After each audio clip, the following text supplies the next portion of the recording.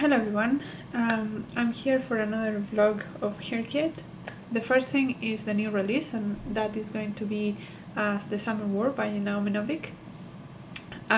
It's a novella, and I think it's a standalone, and I have never read Naomi Novic proof before, so I thought that would be a good place to start if I see that I want to continue. And then the other two things that I want to tackle. So the first one is Q's recommendations. I have one square left on that. I read All System Red by Martha Wiles, which counts both for reading vlog and short recommendation. So I only have the cozy mini review to go. And I have chosen Test of the Emerald Sea by Brandon Sanderson for that. It was quite difficult actually to find kind of books that will fit these prompts because Q's and I reading tastes are very different, but this is something I was interested enough to try, so that's what I'm going to be reading for Q's recommendation. And then the other challenge that I'm planning to tackle this month is the readathon square, because in September we have Magical Readathon. That's a readathon that G over Book Roast organizes for a long time now, and I have always been kind of participating in the background, not like really seriously, but I would try to fit books that I was reading to prompts that she was putting up. So this is kind of like a readathon in which you choose your career, and based on that you are supposed to pass certain exams, and to pass the exams you have to read books. Basically that's the idea. And normally I will choose a career in alchemy because it just kind of sounds the thing that will be closest to what actually I'm interested in and I'm actually doing for my career. But that is probably the hardest career in the whole syllabus. It needs 13 books to be read for that, and honestly September is a busy month and I don't have time for that this month. So I'm going to be going for the Math Magician prompt instead. That's also one that I was always interested in because it sounds cool. It's like a mathematician, physicist of magic kind of thing. But the subjects associated with it are actually not ones that I would have chosen, and that's always put me off somehow. But I'm going to do it this year, and it's only 4 prompts, so there's a lot more achievable for me because I will be traveling this month and I just don't have the time to read 13 books. So the subjects that I have to get are an O in alchemy, so the grades are O, Q, and D, and if you have to do a Q on a subject, you have to do O and Q. So basically I need an O in alchemy, which is the most basic level, and the prompt for that is to have a sun in the cover. And for that I chose How High We Go in the Dark by Sequoia Nagamatsu. I'm not sure if that's a moon or a sun, but I'm going to say it's a sun. And this is also a book that I'm reading for a book club in September, so it's perfect for this purpose. So I'll be reading this one. Then I have to get a Q in inscription, and that means I have to do the prompt for O and the prompt for Q. So the prompt for O is a prime number of letters on the title, and I have counted, An Assassin's Apprentice by Robin Hood has 19 letters in the title, which is a prime number. So I'm going to read Assassin's Apprentice. It's one that I was already planning on reading for the series Stairways, and it's nice if I'm able to fit it in here as well. And then for the Q in inscription, I need to read a book that has a vertical title. What she means by that is that if you put the book vertical, you can still read the title, and it could be like this one, which is like that, or it could be that the letters are just put like this in the spine. I was not very sure how to do this, but I assume that if the book is thick, that's when they more often do this, and I was right. I checked, and The Covenant of Water by Abraham Verghese does have the title vertically, like if you put the book vertically, then the title is horizontally. So that's what I'm going to be reading. Again, this is one that I was reading already for the Avatar prompt. I was planning to read for the Avatar prompt, and so it's a thick one, but I was already going to read it, so I can fit it in here. and just read it for this prompt. And then the last subject that I have to do is divination, and I need an O on that, and the prompt for that is to do a generous spin. So that means I have to spin a wheel and have different genres on it, and then whichever comes up, that's the book that I have to read for that prompt. I'm going to do that now. I was debating if I wanted to do actual genres or subgenres, because there is also a square in the board about subgenres of your favorite genre, but I think I don't want to do that yet, and I have a good enough spread of genres that I want to read in the next few months for different prompts that I think I can make it interesting enough. Okay, so the genres I have in my wheel are literary, which I have a lot of, fantasy, which I also have quite a lot in these few months that I want to read fantasy-wise, mystery, non-fiction, children's books, horror, and short stories, which is more a format than an actual genre, but we're gonna go with it because it's fun. So here is the wheel, and now we're gonna spin it.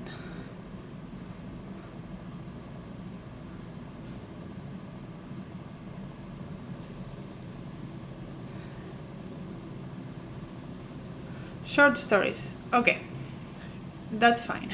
So the book I'm choosing for short stories is Heartland by Banu Mushtaq, which is a short story collection from, I think, Canada. It's an Indian language, and it's about the daily lives of women and stuff like that, and it won the International Booker last year, if I remember correctly. This year. It won this year. So I want to read it for that reason mainly. And yeah, this is going to be added to my TBR. I think it's not too bad. So it's basically these three books plus Assassin's Apprentice and The Covenant of Water. That's the main books that I'm going to read for the two squares that I chose. And Summer War for the new release, which is very, very short. So those are the books that I'm going to be reading for this vlog.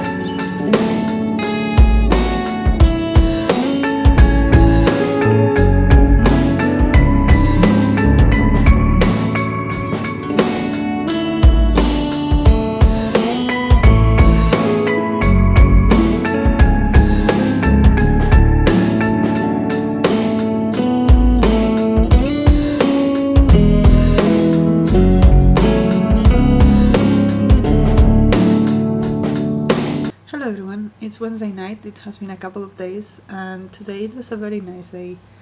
I have changed my days in September to be off on Wednesday, so I was off today with Alex, and we had a chill morning. Then we went to the library and to buy some other things. I also did a little bit of admin on school stuff because Alex is starting school in a couple of months.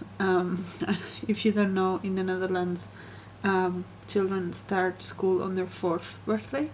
So each kid starts on a different day, and Alex started in a couple of months. So there was a lot of mostly daycare related stuff that needed to be organized. So I did that today. I also cooked some bread.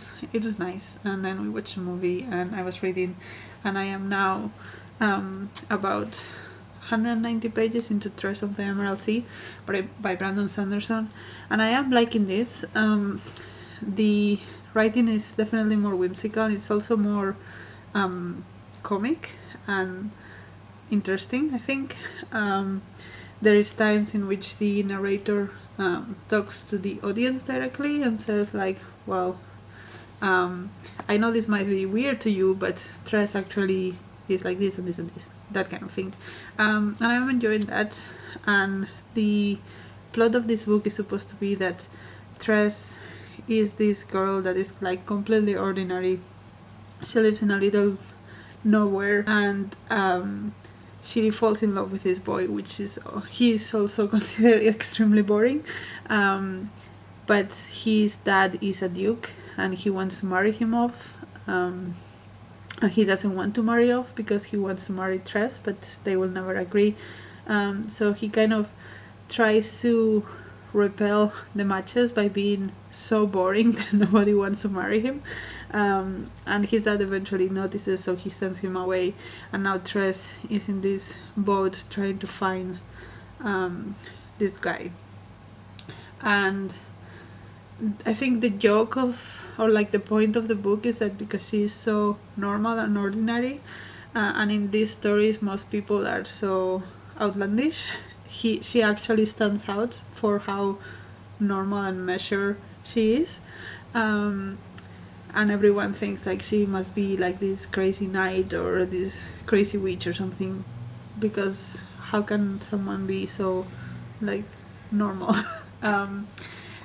So yeah, I'm enjoying it.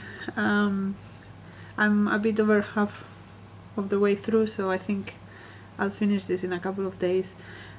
But yeah, I'm enjoying it. I have to say though, so far from what I have read from Brandon Sanderson, I like this book, but I don't get the like how everyone is so into him and so obsessed with him yet.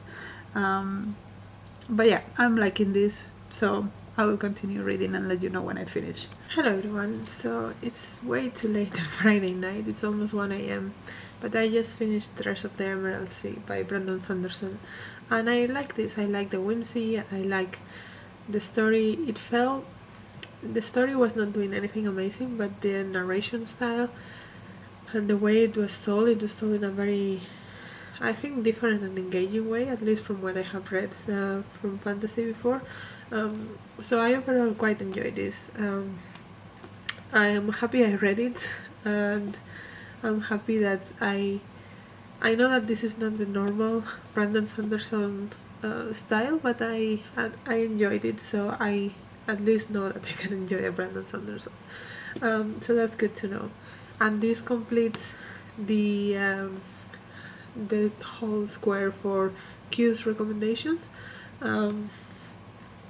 I think this was for mini review. I don't know, the one that I didn't do with All System Red. And I'm very glad that that square is done, because as I've said several times, she and I, we don't have kind of the same reading taste. So it's good to know that that's done. And then I'm also going to count this as the standalone on the series Stairway. It might have been the smarter thing to not do this as a standalone and maybe use it for the green prompt or something, but I just felt like the only genres that you refer to standalones as standalones, and like it's a noticeable thing, is when it's fantasy or sci-fi or something like that, when most of the things are serious. And like one of the first things that people say when they introduce this book is like a fantasy standalone, and so I wanted to use something for standalone that was like special or noticeable, and so I'm using this one. So yeah, that's one done, even though it was a lot later than I wanted it to be. But the reason that I have not read so focusedly tonight as I wanted to, so that I could finish the book, it's an exciting one. So a couple of months ago my laptop died, and I took it to the shop and they told me it's almost not worth it anymore to fix it. It's not so old, but it's almost like 7 and something years old, almost 8 years old. And according to what they told me is that the parts to fix it are going to be discontinued, and it was more than 200 euros to fix it, so I could have spent more than 200 euros to fix it, and it might have lasted me a year, and then I could not fix it anymore. So it was a little bit of a, I don't know. And I don't use that laptop that much. I use it mostly to edit my videos and browse stuff, and occasionally like write or read a paper or something. And so I decided that I was going to try instead to see if I could do with an iPad what I did with my computer. So I got a new to me iPad. It's still secondhand, but it's new to me, and I have been setting it up and all of that fun stuff. So that's what I have been doing this evening as I was reading Tress of the Emerald Sea. I'm going to go to bed now, but I wanted to also update you on the things I'm planning to read start tomorrow. So normally I don't like to tandem read, but I want to start The Covenant of Water by Abraham Verghese. And this is a chunky book, and I cannot carry this around. So I'm going to be tandem reading this with Heart Lamp by Banu Mushtaq, which is a collection of short stories, and I think that makes sense because I can carry this around. This is tiny. I can carry this around and read a story here and there when I need it, and other than that I'll be focusing on this. So that is the plan for tomorrow. Tomorrow, as I said, is Saturday. There are not a lot of plans. There is some kind of meetup thing in the afternoon that I might go to, and the weather is supposed to be very nice on Sunday. It's one of the last summer days, so we'll probably go to the beach, but those are about all of the plans that we have for the weekend. So yeah, we'll see how it goes and how much I get around.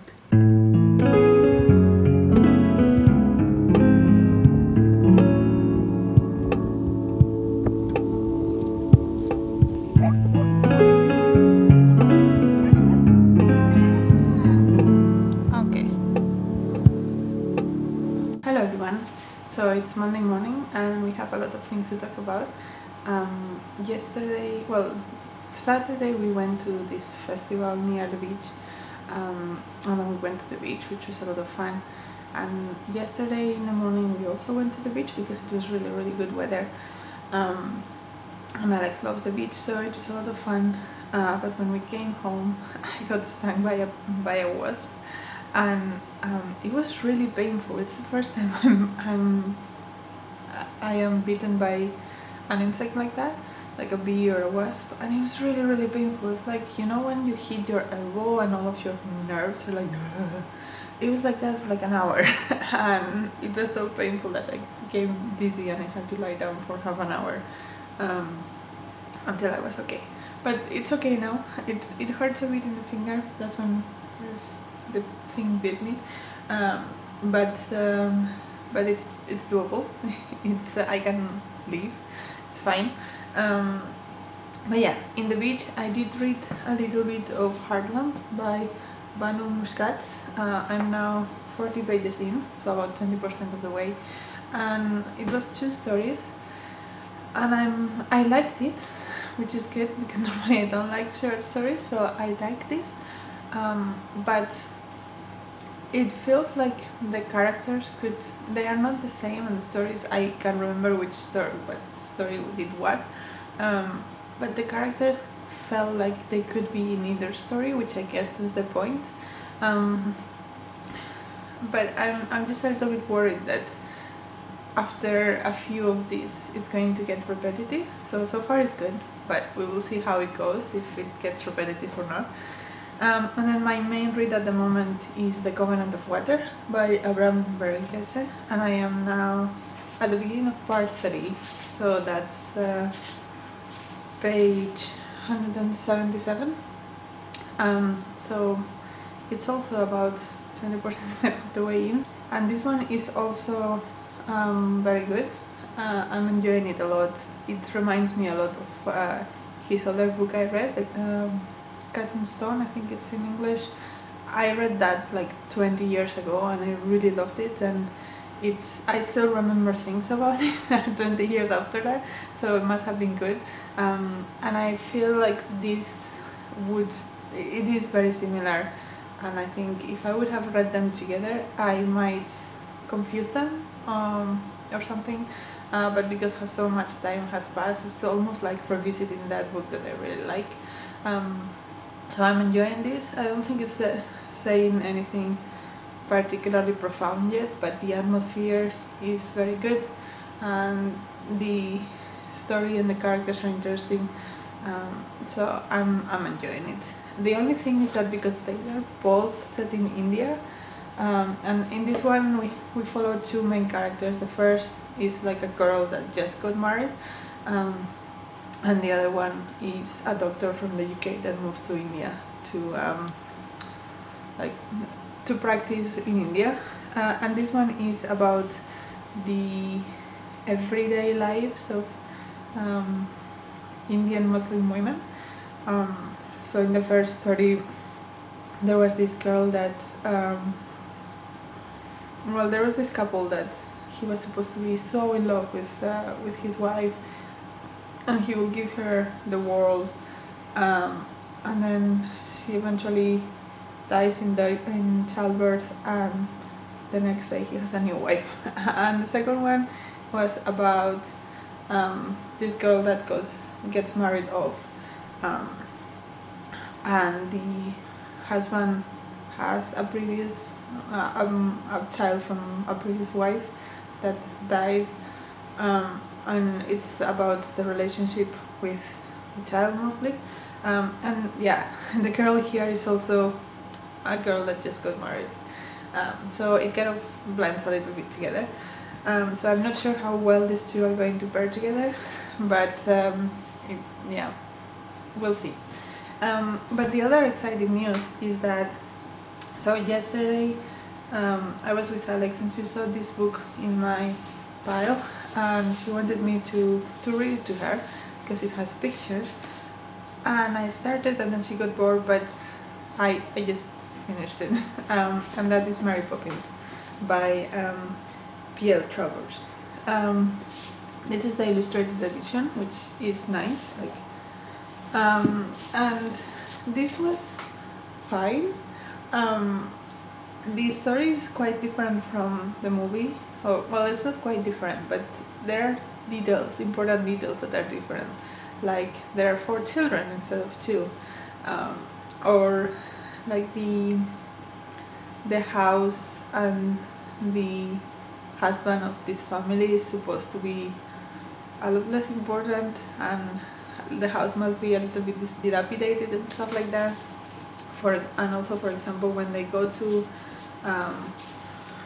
inside the painting, is only Mary Poppins, it's on her day off that she goes in, stuff like that. It's different in many ways, and I have to say, I think maybe it's nostalgia, but I like the movie better. I think it gives more flesh to the characters and the street and the world and all of that. So it was interesting to read the source material, but I think I'm good now. The movie is better than this, I think.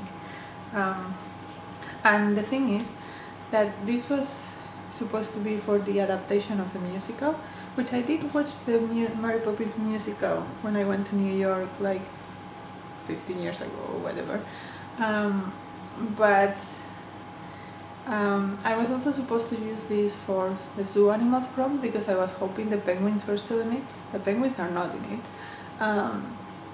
so I cannot use it for that anymore. And Mary Poppins has 11 letters, which means that counts for the prime number of letters in the title prompt, which is O for inscription. I was planning to read Assassin's Apprentice for that, but this counts and I have less pressure to read that, and now I'm still gonna read it. I have it from the library, but it's less pressure, so this counts for that. 1 prompt out of 4 done, and I'm working on 2 other. I think this is going to take me the whole week, but we will see. And yeah, those are all the things that I have been reading so far, and I'll update you when I get a little bit further on the Covenant of Water, probably. Hello everyone, so it is a few days later, it's Friday morning, and I wanted to update you because I have made some progress in both of these books. For the Covenant of Water, I'm on page 520, so I have less than 200 pages left, and I like this. I think it will be a great audiobook to just listen to. It doesn't take like too much brain power, but there are some things that I'm finding a little bit challenging, and I think especially in the middle portion there were some sections about this Scottish doctor that moved to India, and I found those parts a lot less engaging, and they took a long time to connect in any way to the other story, which I think it's the main story of this family in India that has some sort of curse with water. A lot of people in that family are drowned in different various ways. So every time that you see someone being born on that family, it's always like oh no, they're going to get drowned or not. And yeah, that storyline is good. I am finding it engaging. I'm not sure the amount of the expansiveness of this book, the amount of characters that we follow were necessary to prove the points that it's trying to make, but other than that, I'm enjoying it. It's not, I think I've maybe outgrown Abraham Verghese a little bit, because I read his other book, Cut in Stone, like 20 years ago, and I really liked it, and it was like something that I remember like really being engaged and really being impressed by it. And this, I think, is doing very similar things, and it has very similar devices and things, but it's just not engaging me as much, and I think it's just not because of the book, but because of the reader I have grown up to be. But yeah, I'm enjoying it. I have 200 pages left, so I'm hoping between today and tomorrow I can finish this. And then the other book that I was reading is Heart Lamp by Banu Mushtaq, and this was my like taking around book because this one is too big, and I honestly haven't been reading around very much. So last time I updated you, I was 40 pages in, and now I'm 98 pages in, and that's mostly just because I commuted by public transport to work yesterday because there was a storm. But yes, this is very short, so I am about half of the way through, and I'm liking the stories. There was one that was very graphic about circumcision that I didn't enjoy, but in general they are good. But they are starting to blend into each other a little bit, and yeah, short stories are a tricky one for me, but there were some that I really enjoyed, and that I felt they have a very strong feminist message, and some of them had it stronger than others, and I'm liking the ones that have a stronger message more, but it is a little bit menose. So yeah, I'm enjoying this enough as well. So yeah, that's my update so far. As I said, it's Friday morning, so I have work to do today, but then tomorrow is the weekend, so I hopefully have more time to read, although tomorrow we do have a birthday party to go to. So we will see how we go. I'll update you. Hello everyone, so it is Saturday night. We had a nice day today. We went to this birthday party for a friend of Alex, and it was in this kind of boathouse thing. The weather was nice in the morning, and then it started like pouring rain like crazy, but that made it also very cozy, and they had fun, so that's the most important thing. There was lots of sugar, sweets, and she was very tired, so she went to bed early, and I was able to finish The Covenant of Water by Abraham Verghese. It is now around 9 p.m, so it's still quite early, but yeah, I finished this. I like it for the most part. I think some of the things were a bit stereotypical. I think the ending was kind of eye-rolly, and yeah, I didn't like it as much as I was hoping for. It was also a bit too long in my opinion for the story that it was telling. But yeah, I know that a lot of people love it. I just unfortunately was not one of them. I still enjoyed it, didn't love it. But this covers the, I think it's a Q prompt for inscription in the Magical Readathon, I think. And I'm also using this for the Become the Avatar for the water prompt, because the Covenant of Water and there's water here. So that covers that, which means that I only have one book left for completing all my prompts, which is How High We Go in the Dark by Sequoia Nagamatsu. I'm reading this for a book club and some people have started it and are very excitedly talking about it, so I'm excited to read this. However, as I said, it's Saturday and we are going to Spain on Thursday. So, and there is a book that is due in the library while we are away. So I need to read that first, and then I think I can pick this up or pick them up in tandem, even though I don't like to pick things up in tandem. But I hopefully will finish both of them before we go, but if one of them is left, this should be the one. So it might take me a little bit longer to read this one than I would want, but I'm gonna try my best to finish both of them before Thursday. But so, as I said, it's 9 p.m. so I'm going to start reading and see how far I go. We have absolutely no plans for tomorrow, so I might be able to put in some extra reading. And I mean, next week also the plan is pretty chill. I am working from home on Monday technically because I have a job interview, and then I have an intense day on Tuesday, and then Wednesday and Thursday is kind of also a little bit more relaxed.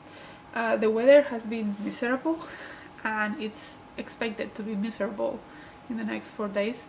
I mean, very cozy, but yeah, a lot of rain, especially a lot of wind, which is not ideal for me to bike. Like, there has been predictions for next week, Monday, Tuesday, I think it's going to be like extremely windy, so I might have to go by public transport again, which means more reading, but we will see. I'll let you know in the next update again. Hello everyone, so it's Thursday morning and I am about 100 pages into How High We Go in the Dark. It has been a while, but I was reading something else and we are leaving this afternoon, so I don't think I'm going to finish this before we leave, so that means I will update you about finishing it probably after the trip. I'm not sure if I will find any point in the trip to update you about it, but so far I'm liking the writing. The story, it follows different characters, so we go from one to the other, and it's a little bit jarring sometimes when the books do that. And when I was reading this, it's about the pandemic, and I was thinking, wow, the representation of pandemics is pretty good for being before COVID, and then I checked and it was written in 2022, so this probably was written during COVID. I just always underestimate how long has been since COVID started. But yeah, it's about the pandemic, and we follow different characters in different places, and how it's going. It's very grim so far. So it seems that the virus is mostly affecting children at first, and at some point they are also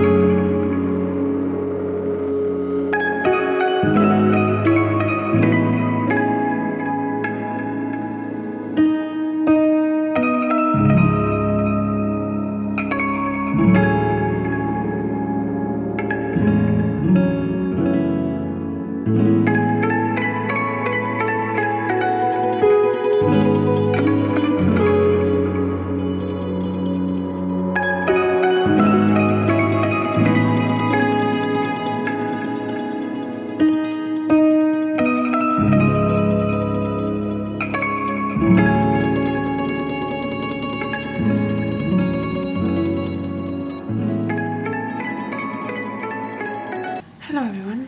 It has been a long time. I just came back from my trip yesterday, and I have finished during the trip Hi We Go in the Dark by Sequoia Nagamatsu.